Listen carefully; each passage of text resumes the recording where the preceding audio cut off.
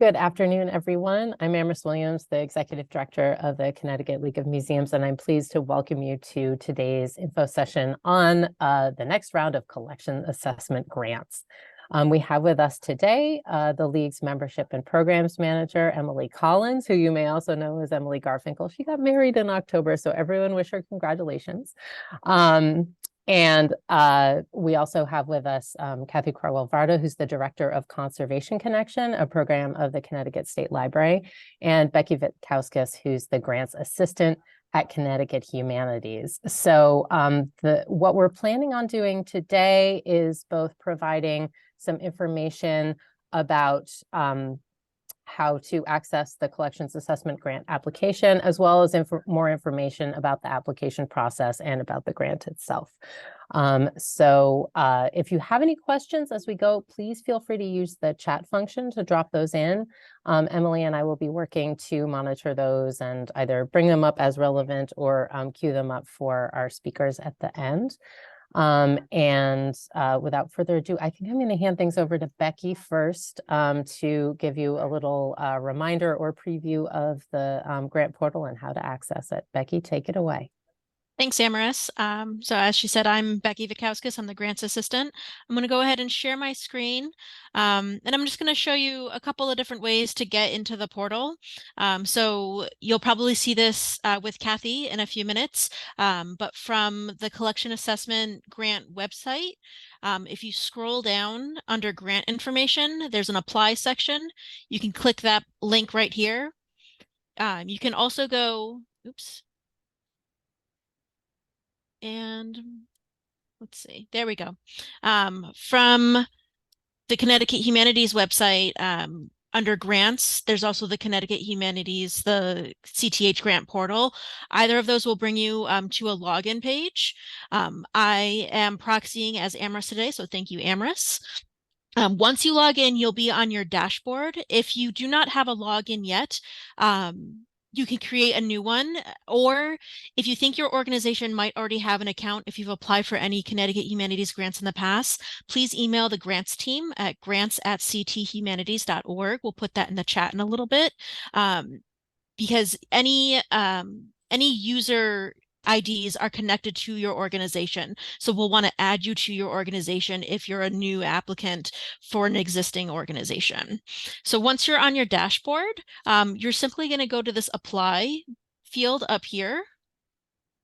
And at the very top is the collection assessment grant for fiscal year 24.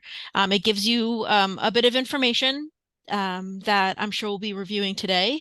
And all you want to do is hit this apply button and that'll start your application. It's as simple as that. If you have any trouble with the portal itself, whether that's your account or finding this collection assessment application, feel free to contact us at Grants once again. We're happy to help sort that out. For any questions about the program itself, you'll want to talk to Kathy. So Kathy, if you want to take it away. And Becky, I'm going to ask you to do one thing before I start talking, because we ran into this in our last round of this grant, that people were going in and having trouble finding the grant application they started and beginning new applications to the same grant. Could you talk to them a little bit about that? Yeah, sure. I'll share my screen again real quick. So once you start your application, on your dashboard, so this home button will take you back to your dashboard, you'll see all of the grant applications or approvals that you have already. So Amherst has a couple of forms and some existing grants and an open application here that's waiting to be reviewed.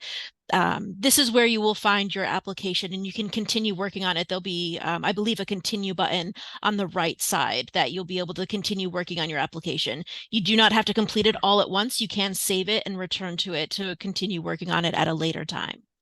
Does that answer your question, Kathy? Perfect. All right. Thank you. No problem. All right. Well, now it's my turn to share screen, and let's hope this keeps going as smoothly as things are starting. Give me, of course, a phone call comes in right as I'm about to talk. Okay. All right. Everybody see the screen? Thumbs up. See the screen? Same screen. Looks the same as what Becky was sharing. Okay. So Doot, doot, doot, doot.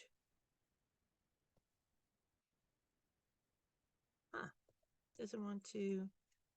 Okay, so thank you everybody for coming today. We're really excited to share with you the fact that the Collections Assessment Grant, which is a partnership grant between Connecticut Humanities and the Connecticut Cultural Foundation, which is the funding arm of the Connecticut State Library, has received funding for this current year. This will be the third time that we're offering this grant. We did 50 from fall of 22 until just this September. We've done 50 assessments, mostly to museums and historical societies of either museum or an archival collections or both. You are allowed to apply in the next cycle for your another collection that you haven't done. So this is at the Conservation Connection website, ctconservationconnection.org that you see here. I'm just going to minimize the window so I can see a little better. So what I want to do is show you that everything you need to know is right here on this webpage. So the grant is already open. You can go in, you can access it. You can go in whether you already have a user identity in the Connecticut Humanities portal, or if you need to have one created, you can get this started right away. The purpose of this assessment is to provide museums with a half-day free site visit from either a museum curator or a archivist who will come out and look at either your museum collection or your archive collection. They'll look at things on exhibit, in storage. They'll look at policies and procedures related to collection care and management. And you get a written report from them after the site visit. What we have heard continuously from the museums that have participated is that they really see this as a twofer. So during that 3-day site visit, when they're out talking with you and you're showing them your museum, your library, your collections, you have that opportunity to ask questions, to have a dialogue. And then after having this great visit, everyone says they love the interaction that happens with the assessors when they're on site. Then you actually get a written report that kind of summarizes what you've learned, what their recommendations are. And you have that to then share with your board, your membership, funders, anyone else who really needs to have and know that information. And it becomes something that you can use to apply to Connecticut Humanities for funding to other grant organizations. We're seeing people use it and go for quick grants and go for museum makeover. It really helps set a foundation of helping to establish goals for collection care and management. So when you're on this page, like I said, there's a lot of information here. So one of the most important things to let you know about this grant is that it's for institutions whose general operating budgets are no more than $250,000. If your budget is over that, you're not in our group that we're looking to provide this funding to. If your budget is under $50,000, you are a priority for funding in this grant project. So that's something really important to remember and think about.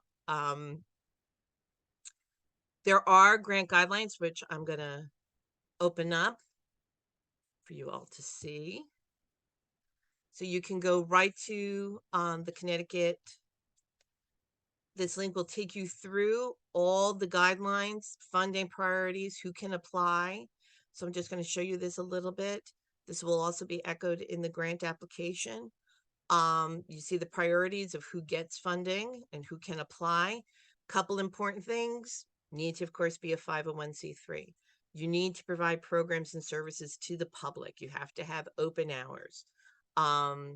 You need to be in compliance with Connecticut Humanities grants. So if you have any issues with Connecticut Humanities, and you're having any problems, you need to solve those before you apply to this grant. You have to own your collections. Now that can be tricky for some sites. Most museums own them themselves. You may be a friends group, and that the building may be owned by a town or a village, but the collections are owned by the friends group. If you're not sure, if you have any questions, email me and we'll set up a phone time to call and talk and discuss any issues that could be a problem. You also need to be able to make your collections accessible. We have had issues where a museum was in the middle of moving and they applied. We have to be able to access your collections. We have to access the building. So make sure that that's going to be possible. So you see here, just make sure you read through all these grant guidelines. I think what's really unusual and a really important component about this grant also, there's no match. You don't have to have cash. You don't have to have any in-kind time or anything like that. We're basically going to pay the assessors to come out and do this work and write these reports for you. So there's nothing that you have to provide. The grants are due January 5th at midnight. Well, 1 minute before midnight on January 5th of next year. So we're trying to make sure everybody has a little time after the holidays, but please don't wait too long to do that. Let me now, give me 1 second to move things around and get back to my other page. All right, so here, let's take a quick look at the application itself. So this will cover, there is some duplication here. We want to make sure nobody starts this grant without making sure that they are, they qualify, they meet the guidelines. So this will make sure you have budgets that are under $250,000, that your institution's purposes make collections and make your institution open to the public, that you own your collections. What we also really want to know, and I'm going to explain what some of these questions are here for, put in your institution's mission statement. This helps us understand what it is that you're doing as a museum, as a historical society, as a community organization, as an ethnic organization.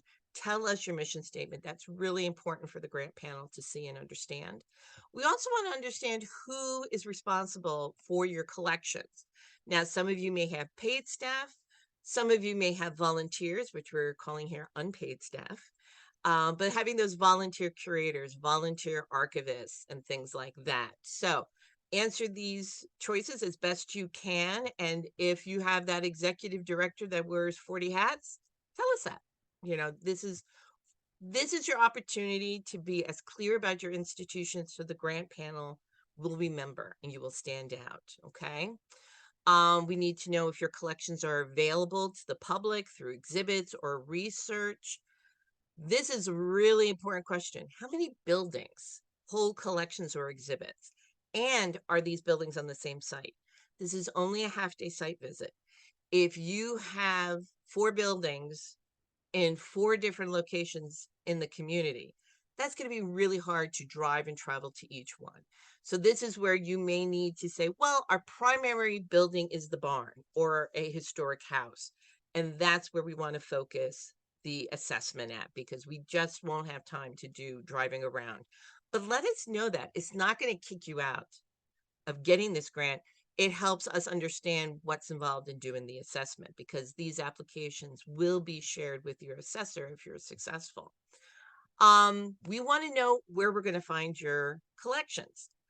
And believe me, nearly every single person on this Zoom, and everyone applied and received the grant, the 50 institutions that have already participated, have collections in the attic, have collections in the basement, have them in an unheated barn. This helps us know how much of the building you're using and where, and like, again, it helps us understand, well, if you're using in an attic or a basement, are we going to need to talk about environmental issues with you?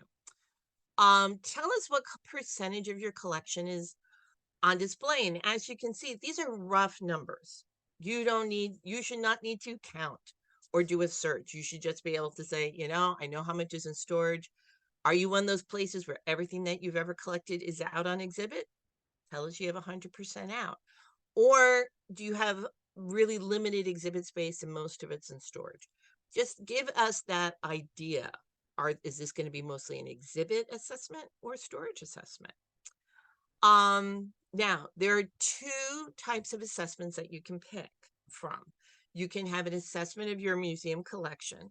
And the best way to describe it, these are your 3-dimensional objects furniture, decorative art such as glass and metal, textiles, clothing, framed works of art, farm equipment. Anything with mass like that is part of your museum collection. Or you could choose to do your archive. Archive are your paper-based collections. So this would include documents, letters, business ledgers, photographs, scrapbooks, rare books, not necessarily books you may have for research for your staff or volunteers, but those older documents that you save and collect to tell the story of your community and the families who have lived there. And then we want you to tell us about how it, about these collections that you choose. Do you have storage space for them to grow? Is there, or are you already overcrowded and you're going to need some recommendations along those lines? We also want to know whether or not you've ever done an assessment before. Now, this doesn't kick you out if you've had one, but we're just trying to get some more information. So did you have one in the last 5 years? And maybe you've done a collection assessment of your museum collection and now you want to come in and do archives. Maybe you have had the traveling archivist program, which I also manage, come out and do an archival assessment. If it was more than 5 years ago, you can come back and do archives again because things change over time. And also we know there's turnover in our museums. So that's why I ask everyone who's going to apply to email me. Let's set up a time to call, to set up a Zoom and discuss your application. My goal, since I don't get to pick who gets funded, is to help all of you put in the strongest applications possible. We want to make this hard on the grant panel. And I try to also help you find a way of describing your institution so you will stand out. That's so important in general for any grant you ever write. How do you stand out with the other people who are also competing for funding? This question is here. We've made a couple changes to the application. So if you've applied in the past and received or not received money, don't cut and paste without really reading the application. We made some changes to it. We want you to explain the significance of your collections. What is important about what you have? How does it reflect your community? How does it connect to your community? This is where you can tell me you have George Washington's baby cradle because George Washington's nanny relocated to Cromwell, Connecticut, when she quit. I don't know. I'm making things up to just give you an example. Share with us why your collections are important. What are you proud of? What makes you stand out? Okay. And I'm going to give you an example of what not to do. Don't tell us you have the finest spinning wheel collection in Connecticut, because I could tell you that might be true, but every museum has so many spinning wheels. We want to know something that may be unique. And if you're not sure how to figure that out, this is where we can also talk in the phone call. I've been in a lot of museums in Connecticut of all sizes, so I can talk to you about that, and we can talk about your collection. So you decide whether you want to do museum or archive, and then why did you select this? Do you know that there's an amazing collection of business records in your archive? And you know from just your own perusal of these materials that a lot of people of color in the 18th century were being sent by their enslavers to go and pick up items, make purchases at a general store, for example.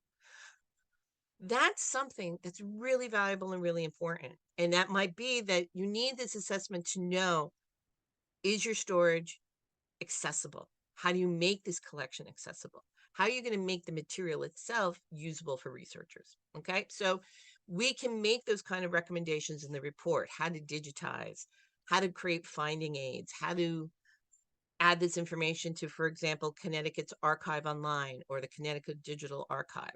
These are the type of recommendations that we will make. But we need to know, why did you pick museum versus archive, or vice versa? What was behind that? And then tell us what it is that is the goal. Oops, sorry. Cursor's going too fast for me right now. While I'm scrolling down, we also want to know, what are your goals? Okay, so I'm sure you're all thinking, well, having someone come out and tell us some of these things that we're just not familiar with would be really important. Of course it would. But what would you do with that information? Are you looking to make a 5-year plan to know what is it going to cost to take care of your collections? Maybe to improve storage? Do you need new shelving? Do you need new boxes? How do you upgrade exhibits? How do you make the collections more accessible? What would be your goal? What should be the focus of this assessment? Because we want you to be able to communicate that to the curator or archivist who comes out to your site and say, we know we have this stuff, but we really need help knowing X, Y, and Z. Okay. And then what does a successful collection assessment look like to you? Is it the fact that you now have an outline of how to make collections that are in storage accessible, not only to your volunteers or to staff, but to users like researchers? Is that having a usable collection that you know where everything is and can pull from it? Or is it knowing what should and should not be on exhibit at this date? Have things been on exhibit for too long and need to be rotated off? Tell us, what does success mean to you at the end of this assessment? And then this is kind of important too.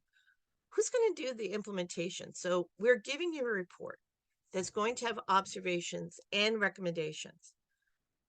But we need to know who it is that we're going to be working with when we come out on site, who the assessor is meeting with.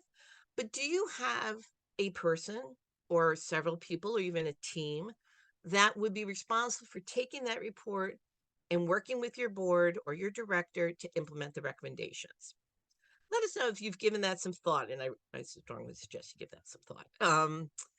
And then we want a couple pictures about your collection. Sorry, there's probably a delivery man. You're probably going to hear a dog barking any minute. Upload a couple photographs for us. If you have collections on exhibit and in storage, show us. Let us get a sense. Picture's worth 1,000 words, and it helps these things stick in the grant panel's mind. And then you're going to have your traditional material that you find in any Connecticut Humanities application. What type of institution are you? When were you founded? Your budget range. We do ask, how much do you spend on collections care? This is important for us to know, because then we can say to Connecticut Humanities, Becky's still on the call. We need a budget. We need a grant line to help fund supplies for our Connecticut museums. And look, she's smiling. She knows I bring this up all the time with them. So tell me how much you're spending so I have more ammunition to go to Scott and Jason and say, we need a grant line. Let us know how often you're open. It's not going to kick you out. This is all informational. Do you have any full-time staff? What are their roles? Part-time staff? What are their jobs? Do you have volunteers? We know everybody's been losing volunteers since COVID.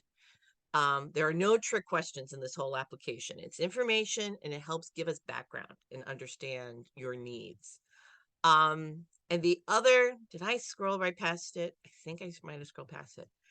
There is, I'm forgetting where it is. All right, somewhere in this application, and I hope I didn't go too fast, we're asking you to provide a letter from your board president acknowledging that they are aware and in support. There it is. It's under current board list. That makes sense. Provide a letter of support from your board president so that we know that they're informed that you're applying, and that they're going to know to look for this report, and that as a board, they're going to have now a responsibility for addressing what's been identified in the assessment that you will receive. Don't worry about budget numbers, except if you exceed $250,000. And most places seem to still not be back up to pre-COVID budget numbers. So, but honestly, there's nothing in this you can't ask me about. And that's what I want to be able to do, is address any questions, help you determine, well, should it be museum or archive, and why? Let me just brainstorm with you so that you have the stronger application. And I can tell you, this is not tooting my horn, but I can tell you, just having these conversations out loud with another person before you write the your grant application, we fund more people who call ahead. And I know the same is with Connecticut Humanities with their grant lines. Calling ahead to talk to the funder leads to stronger applications and an increased chance of being funded. So don't say I got this. I'm sure you got this, but get it better and call us first. And what I even am offering to do, even though it's the holidays, if you get your application into the Connecticut Humanities portal 2 weeks before the deadline, which would be before Christmas, I'll proofread it. And because I can go in and look at your drafts. Don't hit submit right away. Just leave it in draft. And I will review them and leave commentary and let you know when that's available for you to look at. So that's clean and easy. Clean and easy, you know.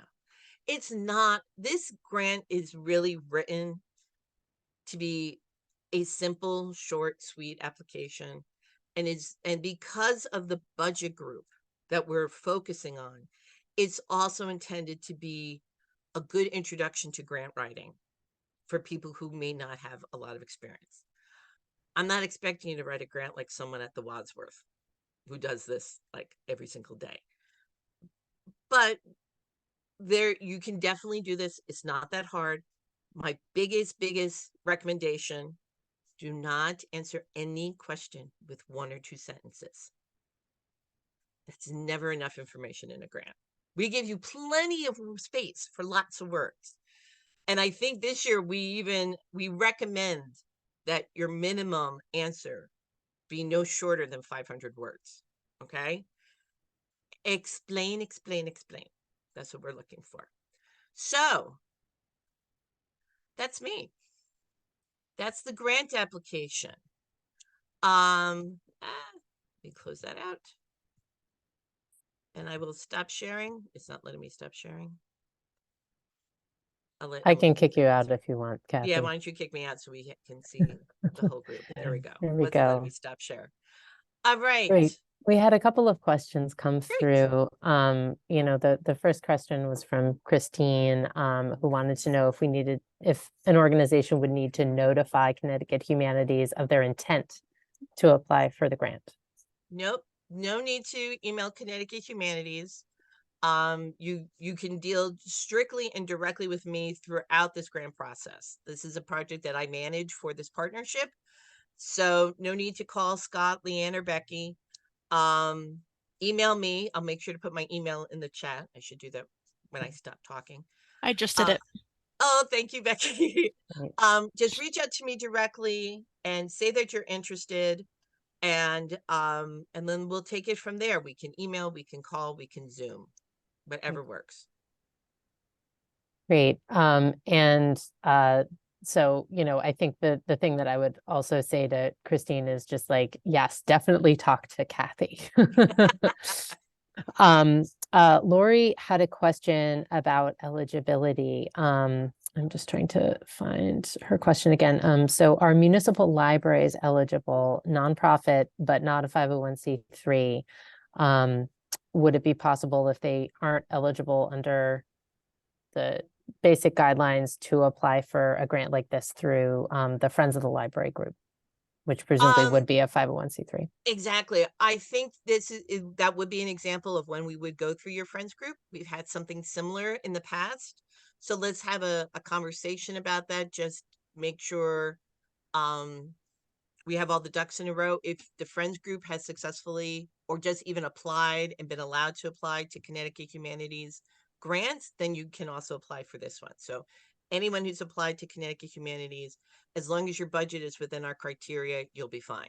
But let's talk about it and make sure you don't put time into something that for some reason you may not be permitted to do.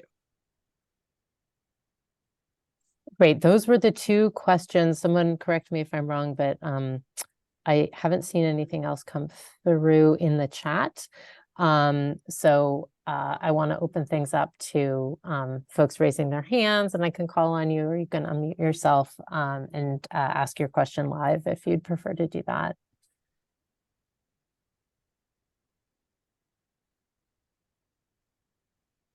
So while we're waiting to hear from people, so if you go to the Conservation Connection website, you will see a listing of all the museums who have participated in the collections assessment grant and whether they had a museum or archival assessment or both. If you know anybody there, this is how confident I am about the people who received this grant. Call them, ask them about their experience. We've had such tremendous feedback from this grant. We've seen institutions move forward and apply for other programs. I'm going to throw out the Ellington Historical Society and Diane Trube up there, because they did this grant and then they went and did museum makeover, and then they did strategic planning, and then they went to their town and showed them what they were doing and said, hey, this archive is a real gem and a jewel in this town. We need money. And then they got a check for $15,000 so that they could hire someone to help make that archive available. When you start this ball rolling, it does snowball. Okay. So I would suggest, reach out to Diane. Diane is a big supporter of this project, and it benefited the Ellington Historical Society so much, but there's lots of institutions that we've been out to. So I encourage you to look at that list, and you can also see the list of our assessors, in case you know any of them or want to know who it is that goes out there. We have a team of people. You don't have to find an assessor. I'll assign the best fit for you and put you in touch with them. I had a question. Sure. Go ahead, Bill. Kathy, my name is Bill Ross. I'm from the Salmon Brook Historical Society in Granby. Our goal is we have a huge tobacco barn. And it's chock full. I know it. I've been there. Yeah. Rusty farm equipment and all that. That's about 3/4 of it. And 1/4 is like an old kitchen, an old store, an old library, an old church. You had like those vignettes throughout the tobacco barn. Exactly. Yeah.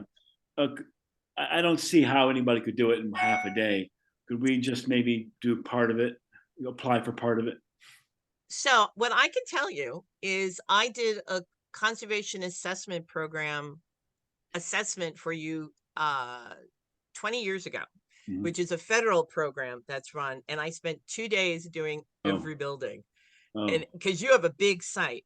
Yeah. I would say the museum is really large because you have tons of collection.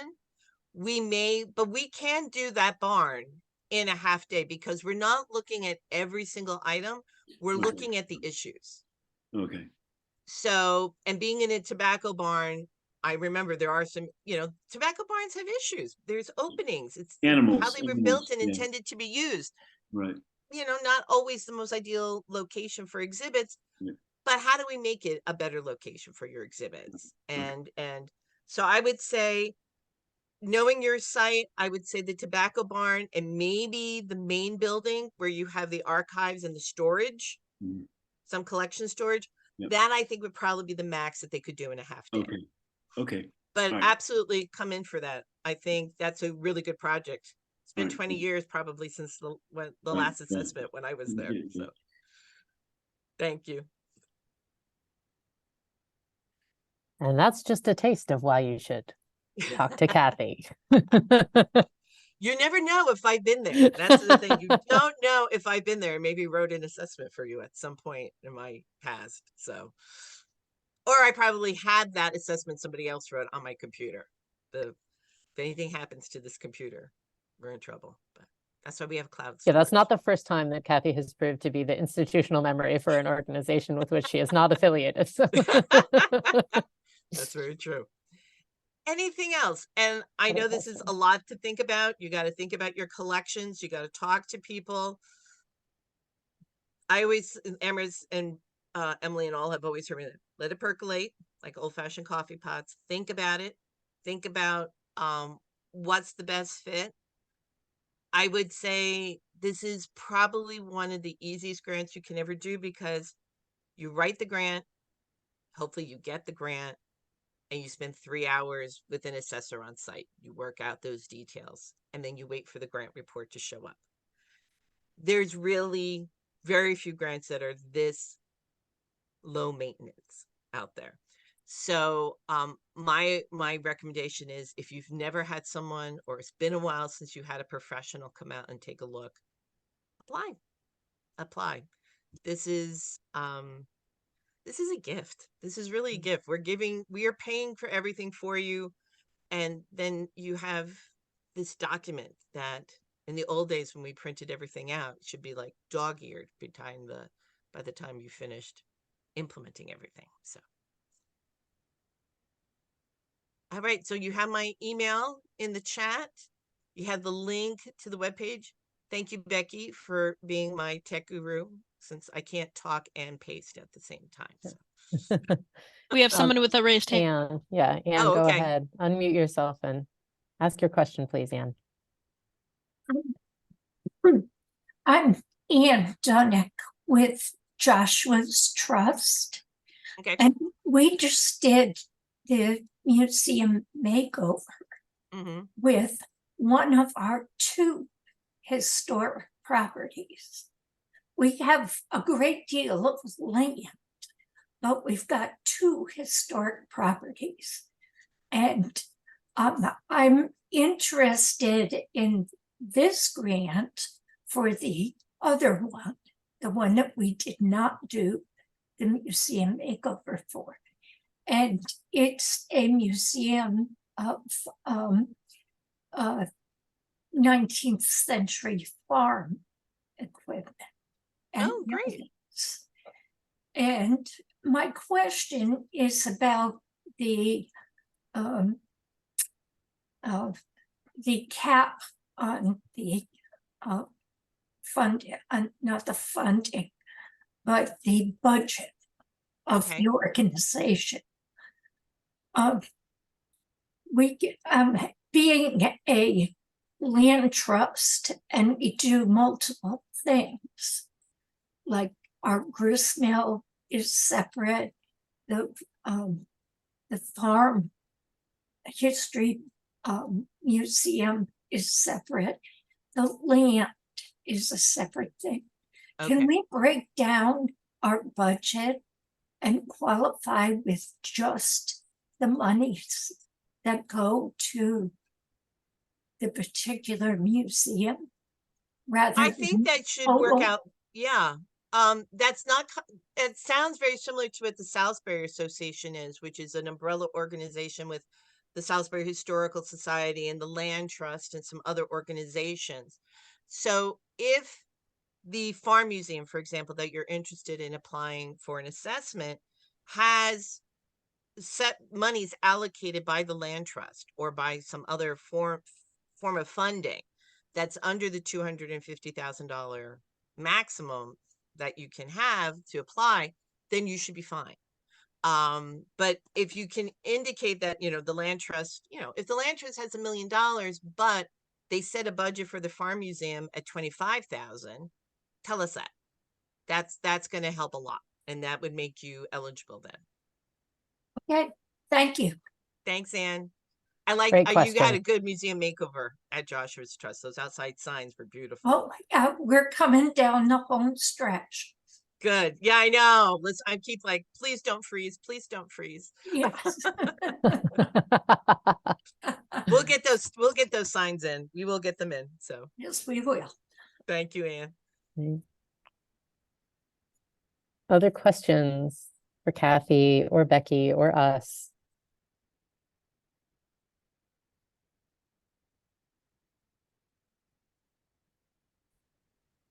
Well, if I just may say a couple of things, from our perspective here at the League, the Collections Assessment Grant program, like the Museum Makeover program, is one of the new things in the state that I think we're most excited about, especially for our membership, because it is such a capacity building stepping stone for so many organizations around the state.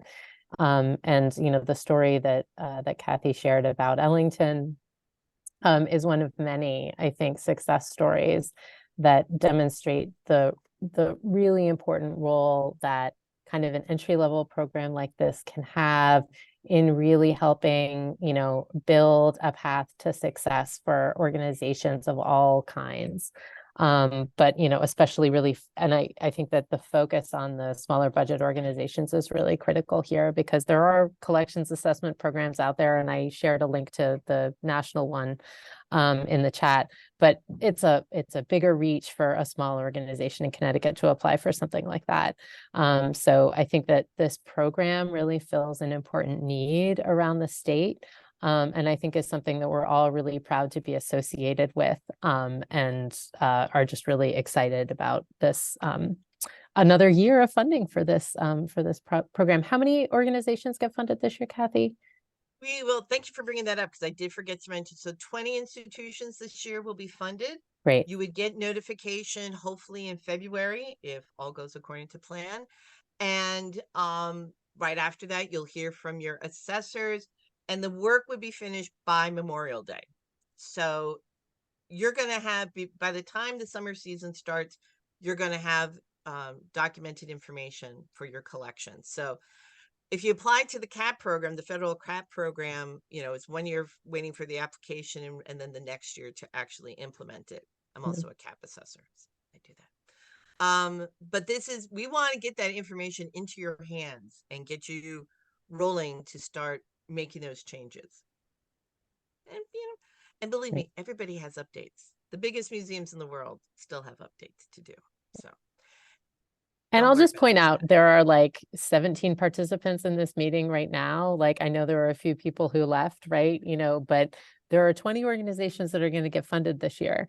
And I would say that, you know, you folks on the screen, the folks who came to this program, you seem like the motivated people. I think, you know, I think we had a total of 34 registrants for this program as of right before. Those are some pretty good numbers.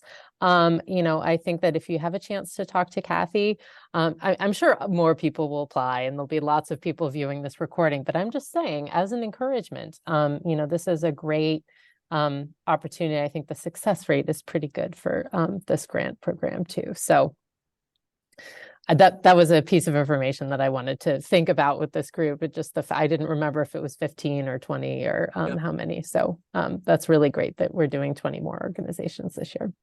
Yep. Wonderful. Great. Well, thank you, everybody. Yeah, I'm not thank seeing you. any more Thank you to the league yet. for hosting. Of course. And nobody has a better email list and contact list than the than the league. And thank you, Becky, for joining us to show how to use the portal. My pleasure. And Emily, do you want to say anything about the follow-up that you're going to send before we close things out today? Sure. So before I conclude the recording, be on the lookout for an email from me. It'll include a link to the recording on our YouTube channel. So if you have colleagues who wanted to be a part of this, or you want to share with them afterwards, it'll be free and accessible to share, so everybody can expect the link soon. And I'll also include some of the links that were dropped in the chat as well, so that you have easy access to the application. And of course, our contact information. So if you have any questions that you think of afterwards, you can let us know, but you can expect that from me soon. We're also developing our programs calendar for 2024. Yes. And Emily has a Google form that she's set up to collect program ideas from, you know, folks like you, things that you'd like to see from us in 2024.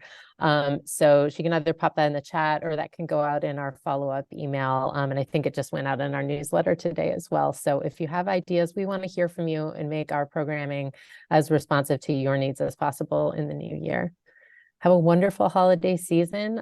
Thank you so much, Kathy and Becky and Emily, and thanks to all of you for being here, and have a great afternoon. Thank you, everybody.